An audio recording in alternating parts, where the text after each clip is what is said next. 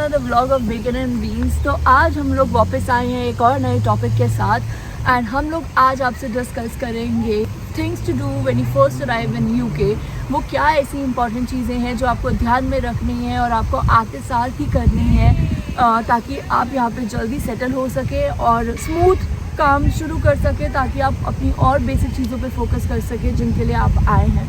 तो मैं और अंकुर आज इसी टॉपिक पे आपके साथ डिटेल में डिस्कस करेंगे। वो सारे पॉइंट्स आपको बताएंगे जो आपको ध्यान में रखने हैं एंड उनके बेसिस पे हमारी पूरी ये कोशिश रहेगी कि आप जब यहाँ पर लैंड करो, यूके जब आप आओ, तो आपका जो प्रोसेस है उन चीज़ों से रिलेटेड वो स्मूथ रहे, बिकॉज आपको ऑलरेडी पता होगा कि क्या क्या चीज़ें यहाँ पे होती हैं, क्या क्या ध्यान में रखना होता है। So let's just not waste any for the time and straight away get in the topic. So मैं और अंकुर आज आपसे इसी बारे में बात करेंगे।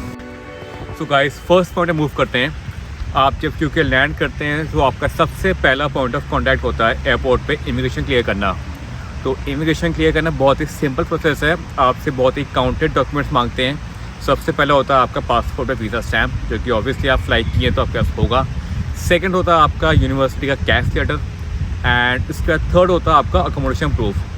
सो मेक श्योर कि आप अकोमोडेशन प्रूफ का आप हार्ड कॉपी कैरी करिए। यहाँ पे स्कैन कॉपीज अप्रूव नहीं होती है। सेकेंड थिंग है आपका कि आप यूके में फर्स्ट टाइम अराइव कर रहे हैं तो एक सेपरेट लाइन होती है आपकी हीथ्रो एयरपोर्ट पे फॉर फर्स्ट टाइम एंट्रीज। सो अगर आपको आइडिया नहीं है लाइन कहाँ पे, तो मेक श्योर किसी ऑफिशियल से आप बात कर लीजिए, पूछ लीजिए कि where is the line for first time entries. तो आपको गाइड कर देंगे। आपका काफ़ी टाइम सेव होगा। इससे 5-10 मिनट लगे थे, हमारा पर्सनल एक्सपीरियंस है। अदरवाइज़ आपको 1-2 घंटे लग सकते हैं। सो बी कॉन्फिडेंट, डॉक्यूमेंट शो करिए, आप जेन्युइन स्टूडेंट्स हैं, आपको 5-10 मिनट लगने हैं एंड आपका स्टैंप लग के जाएगा। सो आपका इमिग्रेशन क्लियर हो गया है, आप एयरपोर्ट से बाहर निकल चुके हैं, आप अपनी अकोमोडेशन में मूव करते हैं। सो अकोमोडेशन में आपके 2 पॉइंट्स हैं, या तो आप अपने होम कंट्री से बुक करके आए होंगे या आप यहाँ पे आके देखेंगे। मेरा पर्सनल सजेशन ये है कि आप अपनी होम कंट्री से अकोमोडेशन बुक करके आइए, बिकॉज यहाँ पे मूव करने के बाद अगर अकोमोडेशन देखते हैं तो काफ़ी हैसल हो सकता है आपके साथ।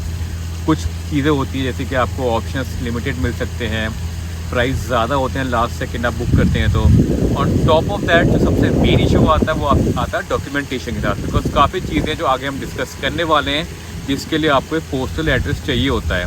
तो उससे आप अपने नीचली होटल या एयरबीएनबी मूव करते हैं या अपने फैमिली फ्रेंड्स के साथ, तो आपको पहले उनका पोस्टल एड्रेस देना होगा।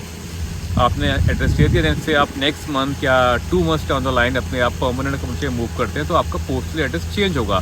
यहाँ पे इशू आ सकता है कि आपने जो इनिशियल पोस्टल एड्रेस दिया होता है अपना डॉक्यूमेंटेशन के लिए, वो डिलीवर होने में इशू आ जाता है कि आपने अपने होटल पर डिलीवर करवा लिया लेकिन आप वहाँ से मूव कर चुके हैं। तो इसलिए सजेशन यही है कि आप होम कंट्री से बुक करिए। थोड़ा ट्रस्ट फैक्टर हो सकता है कि आप अपने कंट्री से फिजिकली प्रेजेंट नहीं होके अपना अकोमोडेशन बुक कर रहे हैं, बट ट्रस्टेड वेबसाइट्स होती हैं कुछ, जैसे राइट टू मूव हो गया, एम्बर स्टूडेंट्स हो गया, कैंपस बोर्ड हो गया, आप वहाँ से बुक करिए। ट्रस्टेड वेबसाइट्स हैं एंड आपका इशू बिल्कुल नहीं रहेगा इसमें। सो गाइज, यूके में लैंड करने के बाद जो सबसे इम्पॉर्टेंट डॉक्यूमेंटेशन प्रोसेस होता है वो होता है अपना BRP कलेक्ट करना। BRP एक रेजिडेंस परमिट है जो आपको यूके एंटर करने के बाद यहाँ से कलेक्ट करना मैंडेटरी होता है, क्योंकि वही आपका वीज़ा होता है। जो आपके पासपोर्ट पे वीज़ा लग कर आता है वो सिर्फ आपकी एंट्री के लिए एक अलाउंस टिकट होती है। एक बार आप एंटर कर गए फिर आपको BRP कलेक्ट करना पड़ता है। BRP आप जब कलेक्ट करने के लिए जाते हो तो आपके पास 2 ऑप्शंस होते हैं, या तो आप postal office near your university, अगर आप स्टूडेंट हो वहाँ से कलेक्ट कर सकते हो, नहीं तो आप यूनिवर्सिटी से कलेक्ट कर सकते हो। और ये ऑप्शन सेलेक्ट करने का आपको अपॉर्चुनिटी तब दी जाती है जब आप अपना वीज़ा फाइल कर रहे होते हो अपनी होम कंट्री से। उसके अलावा जब आप BRP कलेक्ट करने जाते हो, अगर आप पोस्ट ऑफिस जाते हो या यूनिवर्सिटी जाते हो, BRP कलेक्ट करने के लिए सिर्फ आपका एक डॉक्यूमेंट लगता है विच इज़ पासपोर्ट। एंड उसके अलावा मेक श्योर गाइस कि आप जब कलेक्ट करने जाओ तो आप अपना BRP इंडिविजुअली कलेक्ट करने जाओ। I mean, आपको पर्सनली जाना पड़ेगा, बिकॉज़ यहाँ पे इंटरटेन नहीं करते हैं अगर आपके बिहाफ पे कोई और कलेक्ट करने जाए या आप किसी और के बिहाफ पे कलेक्ट करने जाओ। So guys next point move करते हैं। आपको चाहिए होता है एक लोकल नंबर यहाँ पे रहने के लिए। आप अपना इंटरनेशनल रोमिंग पे नहीं ऑपरेट कर सकते लॉन्ग टाइम के लिए। सो एक अच्छी बात होती है अगर आप स्टूडेंट वीज़ा पे आ रहे हैं तो आपको से आप इंडिया से मूव कर रहे हैं तो VFS की स्कीम होती है, आपको फ्री सिम कार्ड मिलते हैं। मेक श्योर कि आप VFS में रिक्वेस्ट करिए, बिकॉज वो खुद से आपको ऑफर नहीं करते हैं। फ्री सिम कार्ड का एक बेनिफिट होता है आपको 1 मंथ का टॉक टाइम मिलता है, कुछ आपको 10 GB आई गेस डेटा मिलता है ना। इशू ये आता है आपकी 1 महीना हो गया आपको सिम कार्ड यूज़ करते हुए, उसके बाद आपको उसको या तो रिन्यू कराना होता है, या अगर आपको कोई बेटर ऑप्शन मिलता है किसी दूसरे नेटवर्क प्रोवाइडर में तो आप उसको पोर्ट करते हैं। तो रिचार्ज कराने का या पोर्ट कराने का एक सबसे इम्पॉर्टेंट चीज़ रिक्वायर्ड होती है यहाँ पे, वो होती है आपका लोकल बैंक अकाउंट। यहाँ पे ये लोग इंटरनेशनल क्रेडिट कार्ड एक्सेप्ट नहीं करते। मैंने बात की थी अपने लिए कि कार्ड एक्सेप्ट करते, उन्होंने मना कर दिया। इनका एक कंपल्सरी एक पॉइंटर होता है ये, ठीक है। अब यहाँ से मूव करते हैं सेकंड पॉइंट पे कि आपको बैंक अकाउंट चाहिए।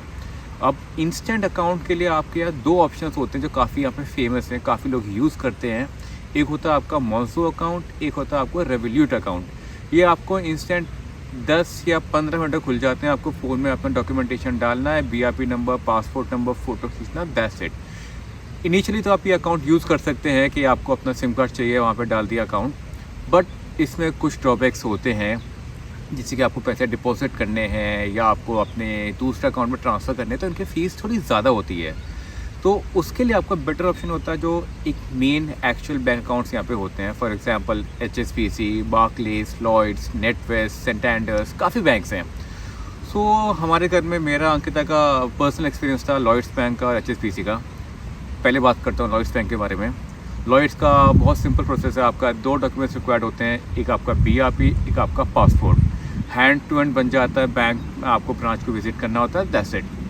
HSBC में आपको एक और डॉक्यूमेंट चाहिए होता है, वो आता है आपका लोकल अकोमोडेशन प्रूफ। उसमें आप अपना टेनेंसी का कॉन्ट्रैक्ट जो होता है वो शो कर सकते हैं।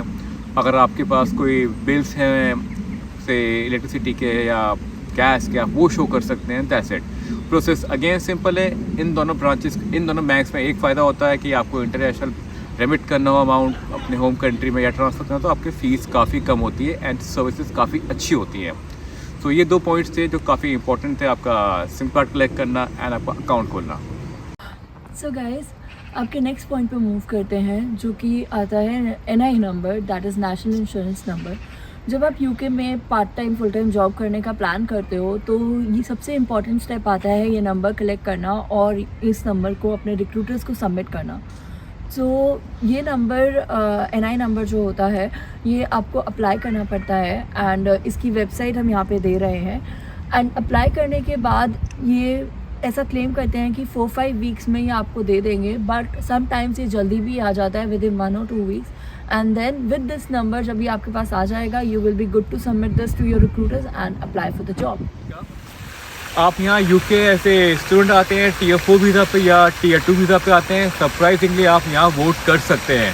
वोट करें ना करें वो आपका अपना ओपिनियन है, बट हाँ आप वोटिंग के लिए अपने आप को रजिस्टर ज़रूर कराइए, क्योंकि आपका यहाँ वोट करने का फुल राइट है। अगर आपको पता हो कि हम कॉमनवेल्थ कंट्रीज़ में थे तो कुछ इनके गाइडलाइंस है कि अगर आप कॉमनवेल्थ कंट्रीज से आ रहे हैं तो आपको वोटिंग का राइट है। तो सेकंड पॉइंट इसमें यह आता है कि अगर आप स्टूडेंट हैं एंड आप रजिस्टर नहीं करते हैं तो आप पे ये पेनल्टी भी इम्पोज कर देते हैं कुछ पाउंड्स की। मुझे एग्जैक्ट आइडिया नहीं, लेकिन पेनल्टी क्यों इम्पोज करवानी। तो रजिस्टर करना फ्री है, आप रजिस्टर करिए। आपके आगे लिंक आ रहा होगा, इस पर क्लिक करके लिंक पे रजिस्टर करिए।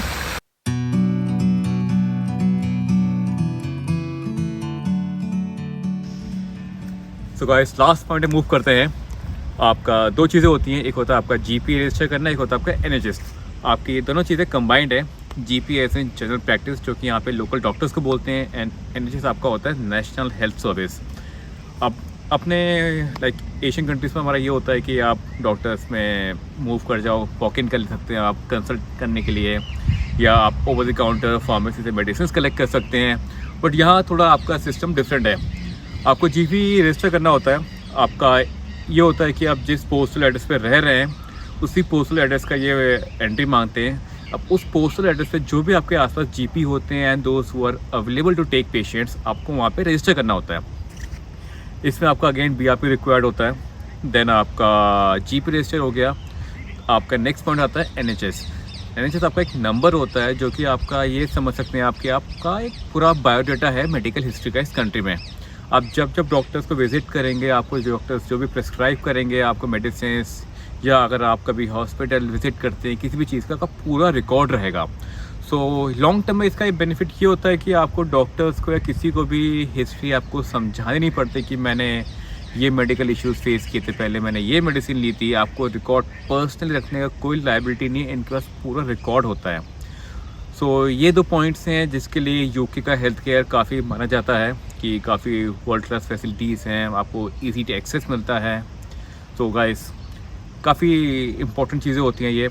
मेक श्योर कि आप आते ही जल्दी इसको रजिस्टर करिए बिकॉज टाइम लग जाता है हर चीज़ में। वही जो बात हमने स्टार्टिंग में आपसे की थी। सो गाइस, ये थे वो सारे पॉइंट्स जो आपको यूके एंटर करने के बाद ध्यान में रखने और जिन पे इमीडिएटली एक्ट करना है। आई होप आपको हमारा ये वीडियो पसंद आया होगा और इन्फॉर्मेटिव लगा होगा। प्लीज़ वीडियो को लाइक करिए पसंद आया तो, एंड अगर आप चैनल पे नए हैं तो please don't forget to click the subscribe button, red colour का है, दबाइए एंड प्लीज़ फीडबैक शेयर करिए कमेंट्स में। वीडियो आपको अच्छा लगा, क्या इम्प्रूव कर सकते हैं, या आप किस बारे में वीडियो देखना चाहेंगे यूके में, इंग्लैंड में, यूनिवर्सिटी लाइफ पे। एंड क्रिटिसिज्म भी एक्सेप्टेड है, नया चैनल है। बाकी बने रहिए हमारे साथ, काफ़ी वीडियोस हम शेयर करेंगे आपके साथ आगे आने वाले टाइम में। बाकी तो डेट मौसम अच्छा और आप देख सकते हैं हम निकले कॉफ़ी पीने के लिए। बाकी आप स्टे ट्यून्ड एंड ओके